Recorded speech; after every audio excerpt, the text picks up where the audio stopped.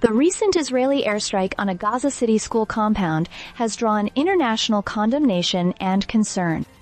The school, which was serving as a shelter for displaced Palestinian families, was hit on Saturday, resulting in devastating casualties.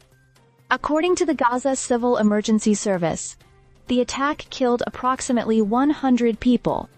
However, Israel has disputed this figure, claiming that the actual number of fatalities is lower and that 19 of those killed were militants. The airstrike targeted a compound that had been converted into a refuge for thousands of Palestinians who have been displaced by ongoing conflict.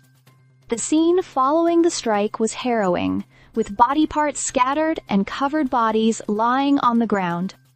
Videos from the site revealed empty food tins amidst pools of blood and the remnants of personal belongings like burned mattresses and a child's doll. The destruction was particularly severe in the upper floors, where families were residing, and in the lower section, which was used as a mosque. The Israeli military has maintained that their strike was precise, and that the damage reported by Gazan authorities is exaggerated. They argue that their aerial footage and photographs demonstrate minimal destruction. According to Israeli Lieutenant Col.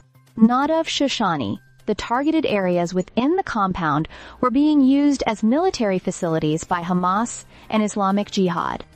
The military also emphasized that the part of the mosque hit was designated for male worshippers, and claimed that militant groups often operate from within civilian structures like schools and hospitals. The attack has elicited strong reactions globally. The U.S. has expressed deep concern, with the White House seeking further details from Israeli officials. Canada and several European nations, including France and Britain, have condemned the airstrike, calling for an immediate ceasefire. The European Union's foreign policy chief, Josep Borrell, has expressed horror over the images emerging from the site. In response, Hamas has denounced the strike as a horrific crime and a dangerous escalation. They argue that none of the deceased were combatants and have called for stronger international actions against what they describe as ongoing aggression. A Hamas spokesperson has suggested that diplomatic measures such as closing embassies and severing ties with Israel should be considered. As international leaders, including those from the U.S., Egypt, and Qatar, push for renewed ceasefire talks, the situation remains tense. Egypt and Qatar, along with other Arab nations, have condemned the strike as a massacre.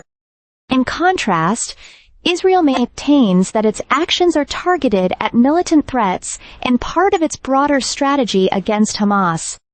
The situation is fluid, with ongoing violence and further casualties reported in other parts of Gaza. The global community remains deeply divided over how to address the conflict and the humanitarian crisis it has generated. The coming days could prove crucial as diplomatic efforts continue and the calls for a ceasefire become more urgent. Stay subscribed for more videos.